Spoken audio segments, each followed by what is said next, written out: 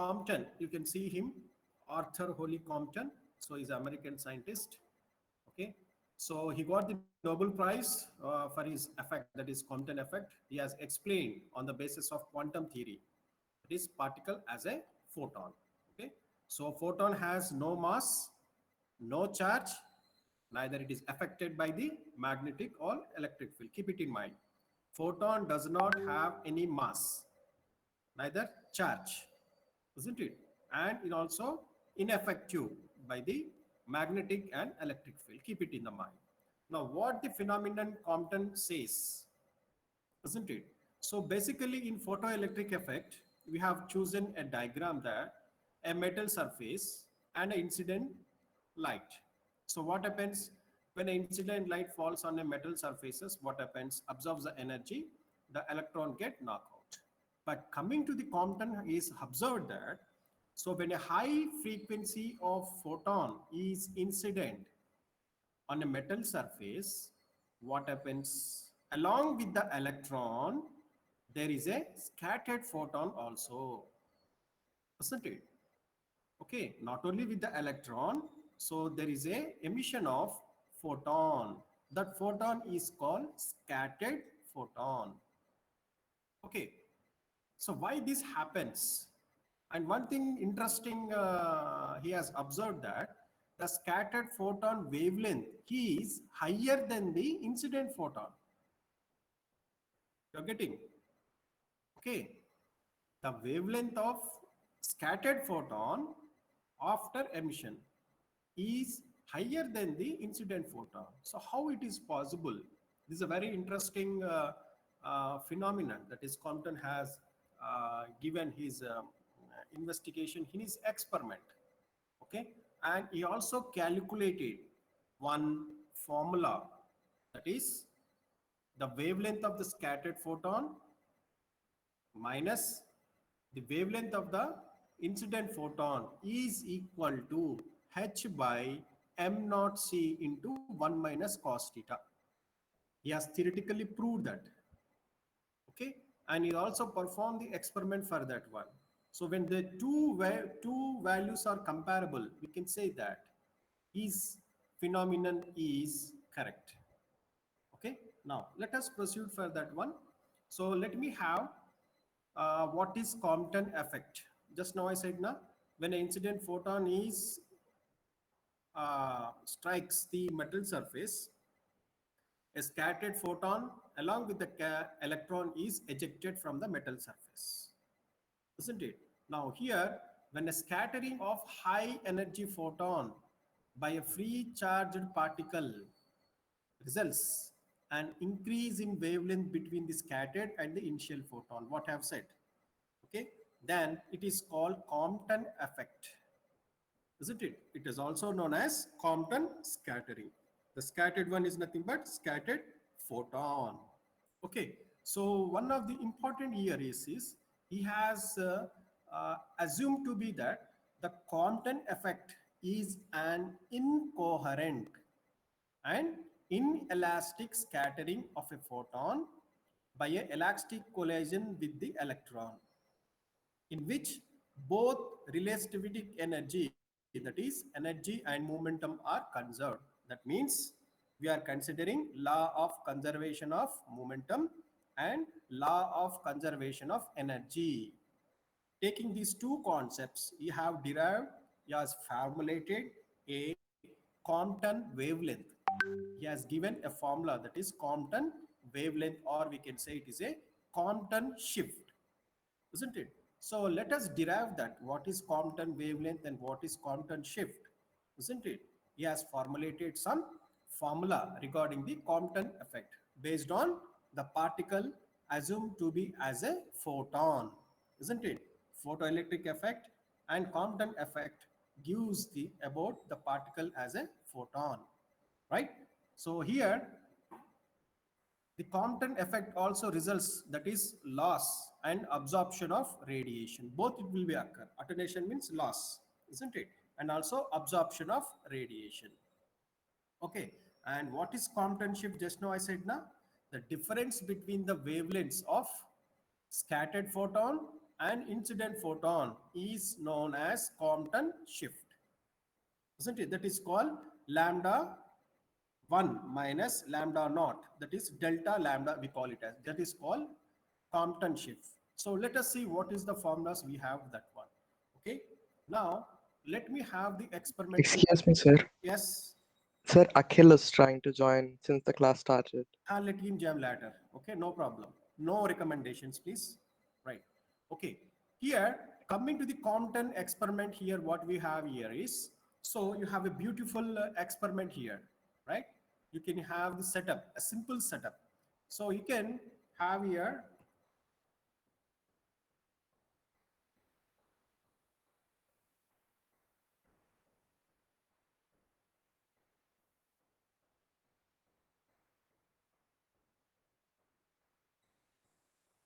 okay. Now, for the verification of that, so we have an experimental setup. So let me explain description of this experiment very clearly. So you can see here, this is an X-ray tube which generates the X-ray. That means X-rays are not nothing but high frequency. We can say they are monochromatic. What do you mean by monochromatic? Single wavelength, right? And when we say polychromatic, more than one wavelength. The white light is called polychromatic. Why? Because it contains number of wavelengths, right? Starting from violet to red or red to violet. But coming to the monochromatic, it is very having high frequency, isn't it? So here, for the production of these X-rays, we use molybdenum tube here, molybdenum tube. I'll show you in the coming that one. Okay, now you can have, there are two slits here.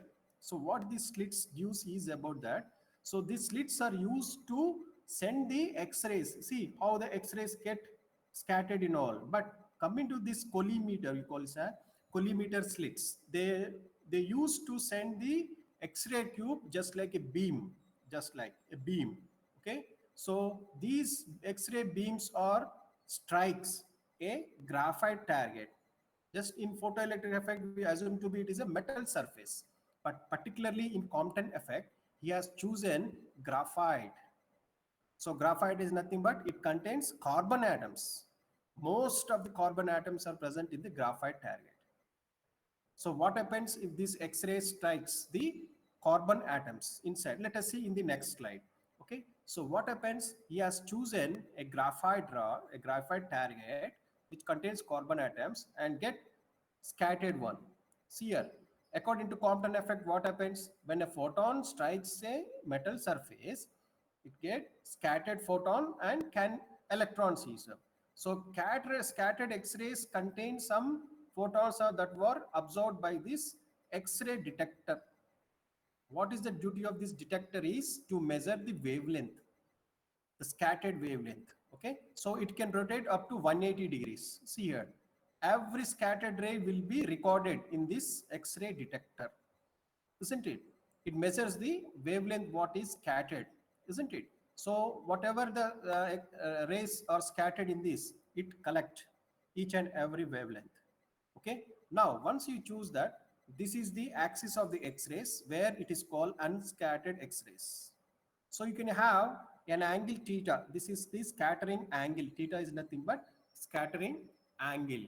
Okay. Now let us see how can you derive the Compton shift or Compton wavelength by making use of this setup. Okay.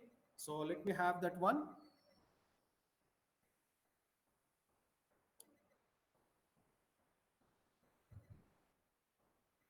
Right. Okay. Now you can see the Compton. Okay. So let me have that one here slowly.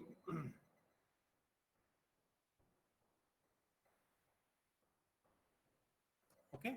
Now you can see just now I said now the X-rays are produced by this molybdenum X-ray tube whose wavelength is 0.71. Please note this point. Please note this value. Later you can understand what this value gives, why we are giving here. So what it is called molybdenum X-ray whose wavelength is 0.71 angstroms. That means the wavelength of the incident photon, we can say. Okay, right? Now, what can you see here is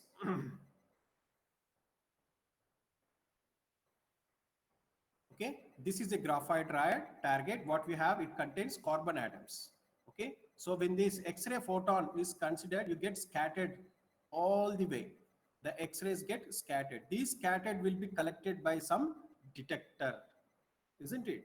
So let me show the detector what it is having. So it will collect. So this is particularly, you call it as Bragg spectrometer, right? So every scattered will be recorded in the Bragg spectrometer. It can rotate up to 180 degrees like this. It can rotate to 180 degrees, isn't it?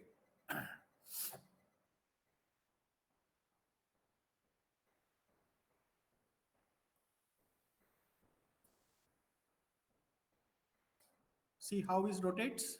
It collects and each and everything. Okay.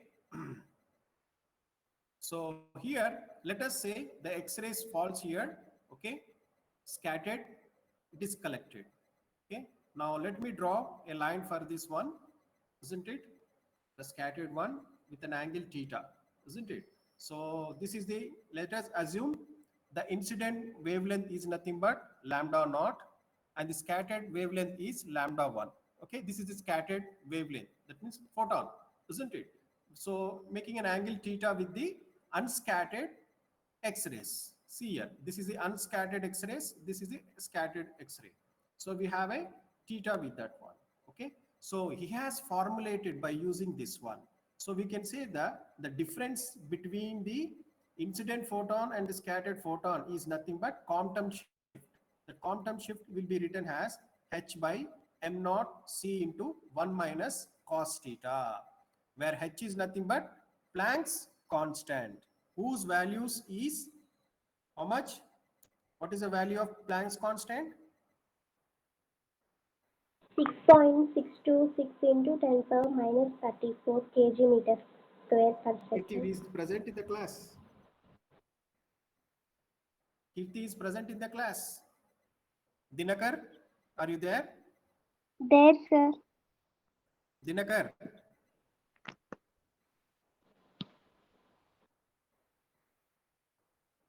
Are you present, Dinakar?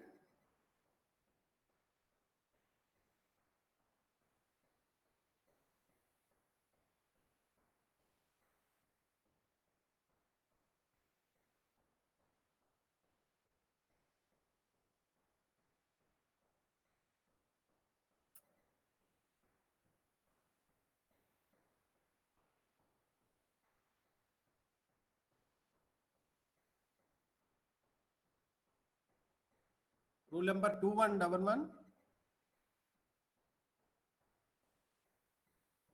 Dinakar. Rule number 2111. Please respond or else you will be removed from this class. Dinakar.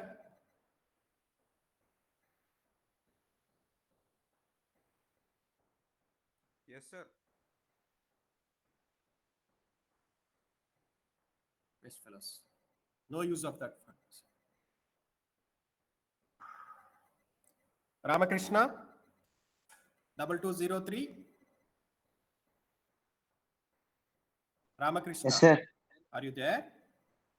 Yes, sir. Yeah, please tell me the Planck's constant value.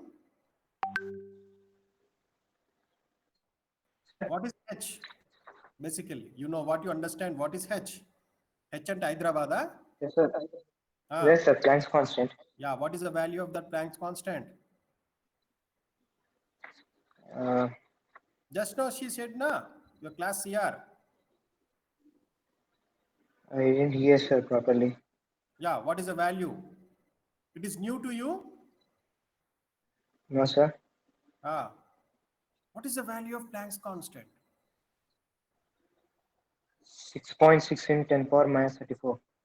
Minus 34. 34. What are the units? What Hertz, are the sir. units? Huh? Hertz. HZ. Hertz. Planck's constant abba, no frequency చెప్తున్నావు. It is a Planck's constant. Sorry, sir. Yes, You sir. don't know Einstein's E is equal to mc square. C can be converted into that. Yes, sir. Oh my goodness. Hmm? Just you're keeping your mobile. I'll ask each and every person. Okay. If you respond Yes, sir. only, you will be in the class. Remaining, I will remove, I'll put it absent. Simply. No use of taking the classes, right?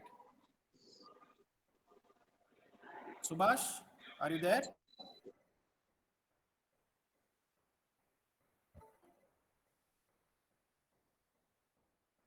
Subhash, He left, sir.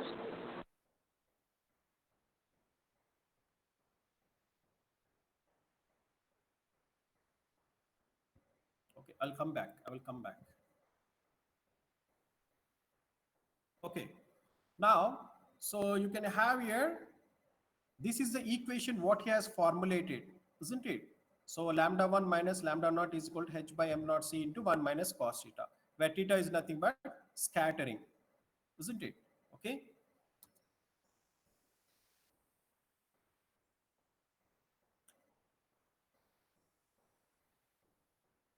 Now all of you pick up your notes. So let us derive the equations. Everyone, please note it down what is giving the derivation. Okay. At the end of the class, everybody should show in the video that they have written. Okay. లేకపోతే రేపటి classes నేను allow చేయనియను. Please all of you note it down, write in a book. At the end of this class, everybody should show that one. Lively you have to show, right? Okay, start. Let us start the derivation. Okay, now let us assume a photon, isn't it? Let us, a wave is flowing, that is a photon, okay, whose energy can be calculated. So how can you calculate the energy? E is equal to h mu, isn't it? Just the incident photon, let us assume this is an incident photon whose energy can be calculated. So how can you calculate it? That is E is equal to h mu. This is a Planck's constant.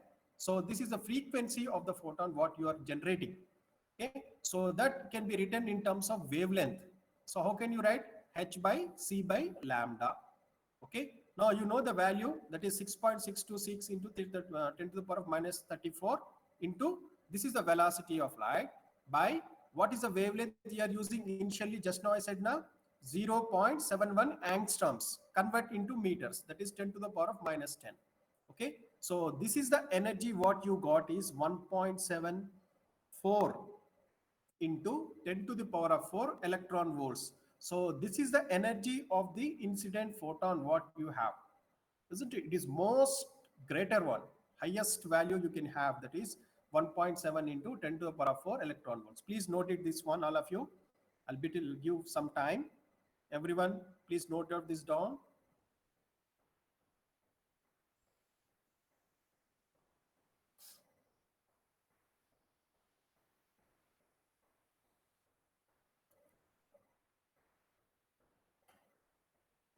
Okay, so let me produce that next.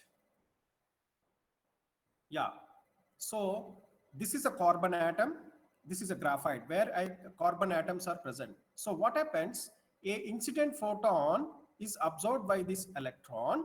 Okay, so what happens, this electron get knocked out, isn't it, and which possess some kinetic energy.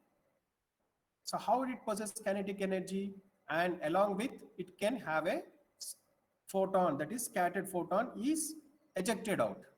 So simultaneously two things will be done. One is you get the photon, that is scattered photon. The other is the electron get knocked out and it possesses some kinetic energy for that one.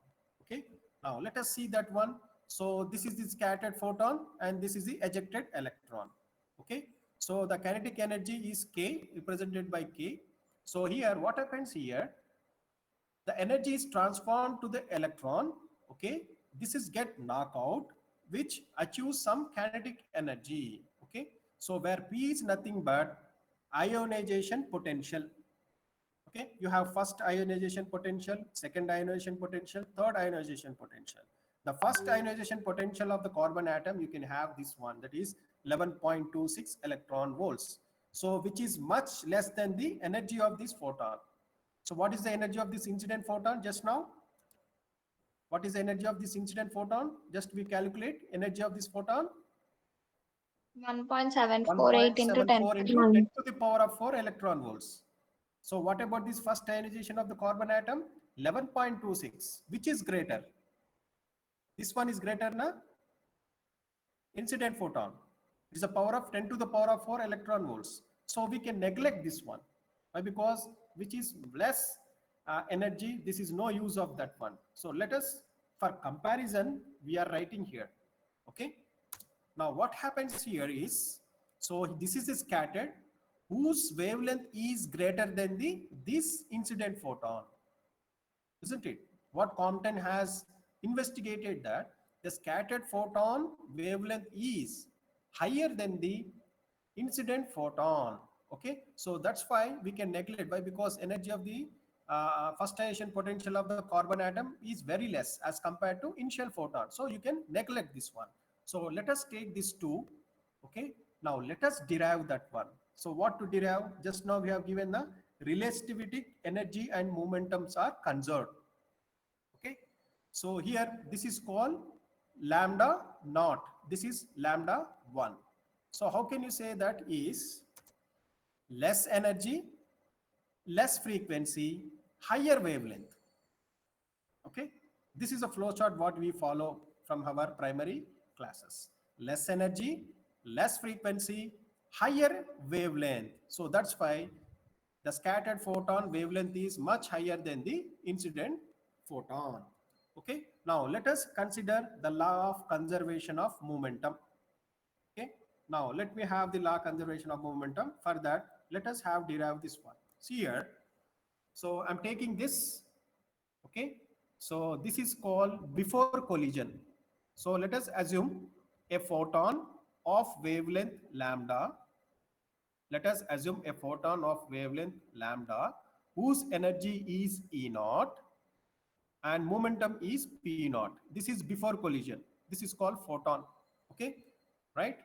So let me have a electron which is at stationary, at rest mass we can have, isn't it? And you have a x-axis and you have a y-axis, right? You can have a x-axis and y-axis. Now you can see the other diagram where you can have, this is called after collision. This is called before collision. This is after collision. So after collision, what happens here? The electron gets, let me show.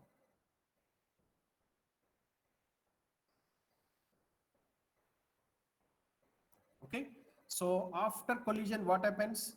This scattered photon is scattered with an angle theta with the x-axis, isn't it? So let us assume the scattered photon wavelength is lambda dash, isn't it? And which possess a energy of E1 and momentum P1. Okay. Similarly, the electron is ejected from the carbon atom, also with an angle phi. See here, it can have a phi here.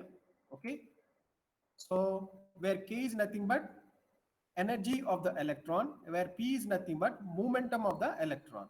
Okay, so you have a theta which is for scattered photon, phi is which is scattered by the electron. Okay, so along the x-axis I'm speaking. So this is the before collision, this is the after collision. Okay, so make it clear everything. Now let us make, based on this diagrams, let us calculate, let us derive the law of conservation of momentum along the x-axis, along the y-axis. Similarly, law of conservation of energy along the x-axis and along the y-axis. 4 derivations, 4 equations you have to find. Number 1, law of conservation of momentum along the x-axis and y-axis. Similarly, law of conservation of energy along the x-axis and along the y-axis. Okay, now let us see that one. Let us consider first law of conservation of momentum. Okay, so I'm considering before collision and after collision. That also you want to consider. So from the law of conservation of momentum, before collision, okay, before collision, what is there? Only photon is there. There is no electron, isn't it? Electron is in stationary. So how can I consider law of conservation of momentum along, that is P naught is equal to, that is before collision. So before collision, only photon will be uh, active in that one, except electron. So we can say the photon, we are considering law of conservation of momentum, that is along x-axis, that is before collision. So we can write P naught is equal to, okay, P naught is equal to,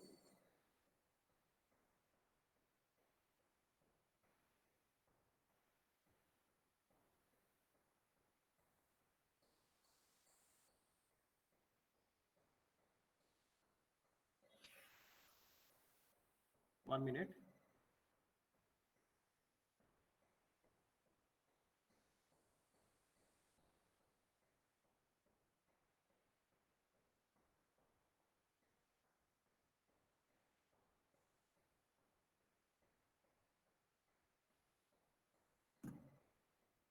Yeah. So here we can have here, so P naught is equal to, this is before collision. Then after collision, what is will be happen? Okay. So first all of you note down from the law of conservation of momentum. Okay. So this is before collision. Left side terms, we what we represent is left term represents before collision. Right hand side gives about the after collision. That is, let us consider it x along the x-axis. So along the x-axis, the momentum is P naught, that is before collision, is equal to. So here coming to after collision, so you have a components. Okay. So what are the components you can have? This is P1 cos theta along the x-axis. Along the y-axis, we have a P1 sine theta. This is for scattered photon. Okay. So once again, I repeat, after collision, for the scattered photon along with the electron, we have a two components. Everybody knows. So how to point out that components are nothing but, see, along the x-axis for a photon, scattered photon, P1 cos theta. Okay. Along y-axis, we can have P1 sine theta. Similarly, for kinetic energy, so similarly for electron, so along the x-axis, we have a P cos phi. So along the y-axis, that is in reverse direction, in this direction, you have a P sine phi. So there are two components. So let us assume first along the x-axis. So along the x-axis, we have a two components. You have to add it. P naught is equal to P1 cos theta plus P cos phi. Let us represent that one. Okay. So let us represent that one. So that is called P naught is equal to P1 cos theta plus P cos phi. Okay. Now let us rearrange that one. That is P naught minus, let us bring this cos theta this side and make it equation 1. Okay. Now next. Now along the y-axis, okay, let us consider there is no momentum along the y-axis.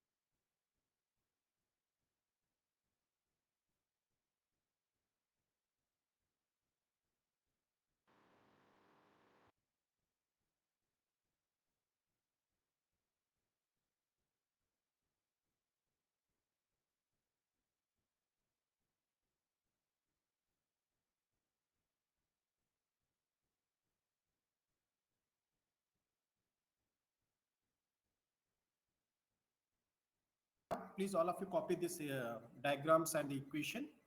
So you can have P naught. So rearranging P naught minus P1 cos theta is equal to P cos phi. Make it equation 1. Okay. Now, similarly for electron. So what is the electron? What you have here? Okay. So along you have a 0 P minus sin theta minus is equal to. Okay. So just rearranging, you get equation 2, right?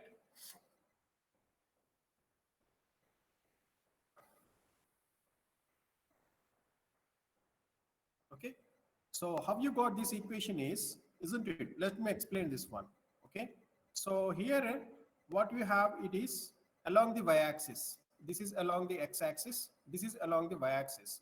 So along the y-axis, you have the momentum before collision is 0 again. Okay. So coming to here, just now I said now, so it will be in the opposite direction. So this will become P1 sin theta, then opposite direction you have P. Let me show that. Yeah. Now you can have this one. This is one. So P1 sin theta in the y direction and P sin phi in the opposite direction. So that's why we can write here. That's why we can write here. Okay. That's why we can write here 0 is equal to P1. That is P1 sin theta minus P sin phi. Okay. So let us bring this P1 sin theta at the left side, right? And this is the second equation what you have. Okay. So sparing the both 1 and 2 equations. So we have expansion, that is a minus b whole square. You expand this one. Okay. You get equation 3, right? Now here, rearrange the equation 3. Rearranging the equation 3. So P1 square sin square theta is equal to P square sin square phi. Make it equation 4. So adding equation 3 and equation 4, we get, isn't it? We get here P naught square plus P1 square cos square theta plus P1 square sin square theta minus 2 P naught P1 cos theta is equal to, so what you got this one, right? Okay, P square cos square phi plus P square sin square phi. Okay, so please copy this equation. Let us go for the further what we have. You have copied?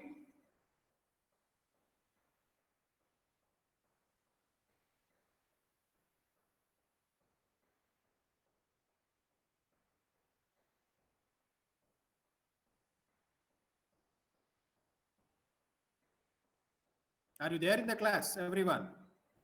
Yes, sir. Yes, sir. Yeah. It is completed? Yes, sir. Yes, sir. Yes, sir. No, sir. 1 second. Let me make 1 minute.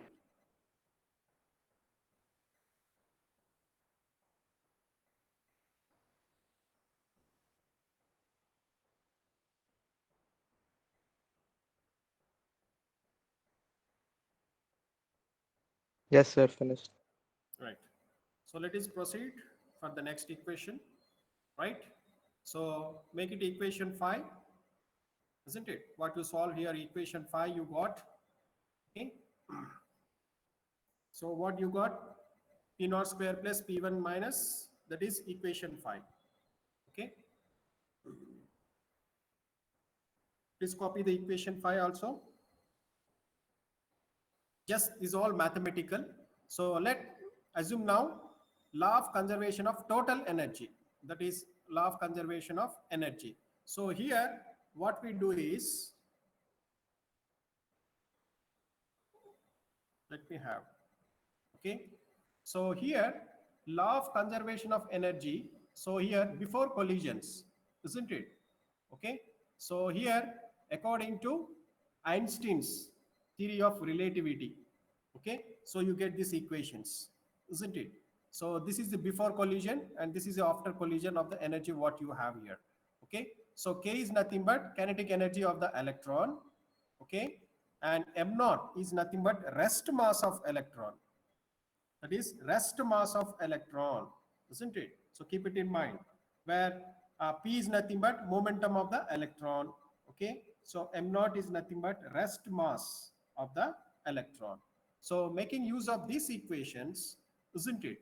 You expand this one, you expand the energy. So how you got this equation is just like considering x-axis and y-axis, just like what we have done in the momentum, law of conservation momentum that we consider along x-axis and y-axis. Similarly, for the law of conservation of energy also, let us consider before, after collision, and along with x-axis and y-axis, what is happening. So finally, you got these equations, isn't it? Last we have done. So expand this, isn't it? So which are the common terms? Please cancel off it, okay?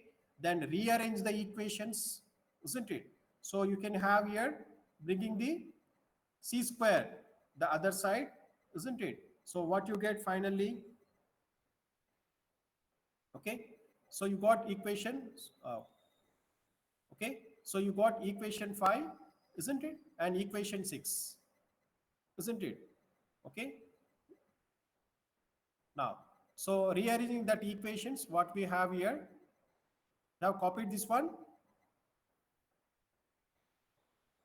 So rearrange here.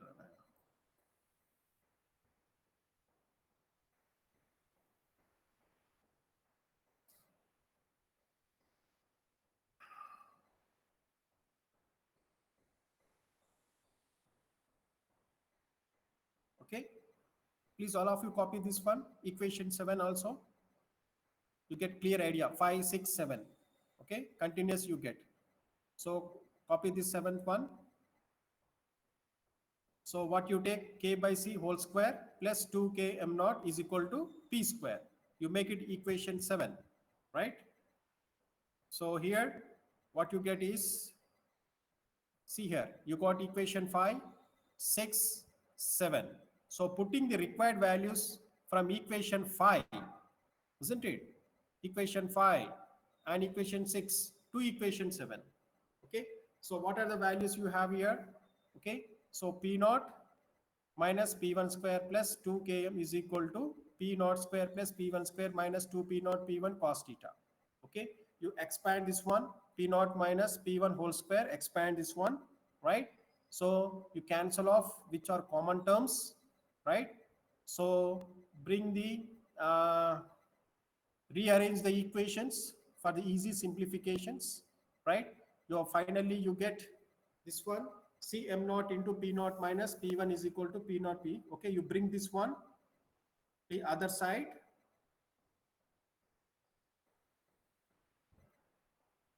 Okay, so what happens here? You bring this P naught P1 to this side, left hand. Okay, so you get 1 minus m naught c into 1 minus cos theta. Okay, now let us take the sum here, make it equation here, right? So you get 1 minus P1 minus 1 minus P naught is equal to 1 minus m naught into 1 minus cos theta, right? So what you get here, how you convert momentum into wavelength. So what you get, P is equal to h by lambda.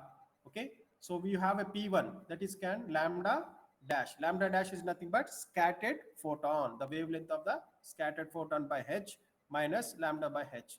Okay, you get 1 minus m naught c into 1 minus cos theta. So you take h term common and bring to the right hand side. So what you get, lambda dash minus lambda is equal to h by m naught c into 1 minus cos theta. This is equation 8. Okay, so what is delta? Delta lambda is nothing but that is difference of this one, that is lambda dash minus lambda, that is delta lambda, that is called Compton shift, we call it. It is called. Okay, so what is lambda c? It is nothing but Compton wavelength. So what is the value of Compton wavelength? That is h by m naught c. So we can have this one.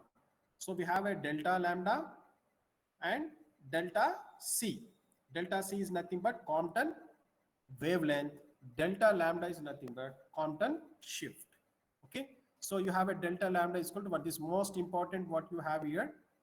Okay, right? So let us calculate the values of this one. Okay, so this is called Compton wavelength. So its value is 0.0243 angstroms. We have substituted the h value m naught, that is rest mass of the electron, that is carbon atom, and you have a velocity of light. Okay, so here you get finally 0.243 angstroms. Okay, so this is experimentally done. Now let us calculate, substitute that one. So lambda c is called Compton wavelength. Okay, now what you understand from here is, okay, now this is what you got by experimental data. This is the experimental data. What you got, lambda c is equal to 0.243 angstroms. Now let us calculate for a scattering angle of theta is equal to 90 degrees. Okay, the wavelength of the incident ray, what is 0.01 or 0.9 angstroms. Okay, so let us substitute that one. Okay, now here, now you can see here. So from the graph, what you got is, so wavelength versus intensity, wavelength versus intensity. So when you plot a graph, so what he observed is, he observed the two peaks. These are the two peaks what they observe here. So this is the peak where you can have the incident photon, okay, at theta is equal to 90 degrees. And this is the maximum peak where you get is 0.73 angstroms. When you take the difference of this one, that is 0.73 minus 0.079, you get the value of nearly equal to this experimental data, right? Now let us see that what is that. Okay, so this is the difference. This is the difference between the two peaks what you got from the data, that is 0.022 angstroms. So which is comparable with the Compton wavelength, isn't it? The shift of the peaks is equal to the Compton wavelength, isn't it? Okay.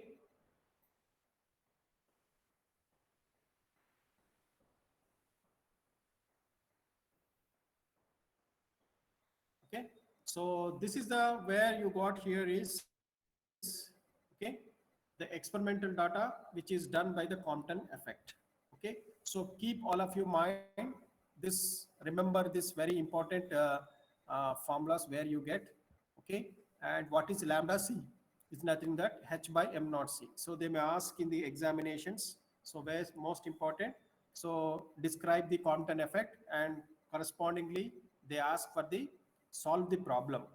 Okay, or Compton shift or a scattering angle, whatever they ask, what is the given data for that one. So this is at the Compton effect what we have discussed, right? Okay, is very clear now.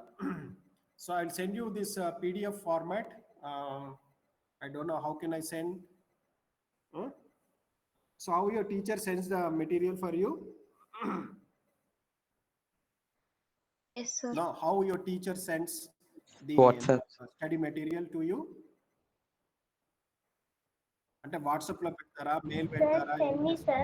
I will share. అమ్మా, WhatsApp, sir. Send me, sir. I will share them. WhatsApp, Google class room, ఎవరో 510 అంట rule number, they have given suggestion.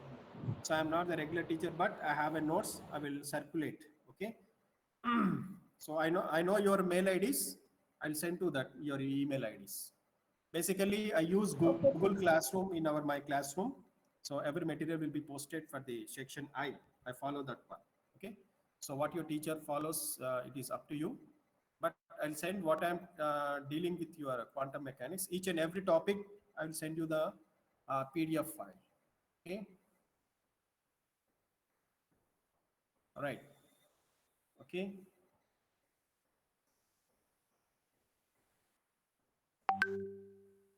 okay, this is about the Compton effect. Tomorrow 9:40, so you will start with the de Broglie hypothesis, that is wave particle duality.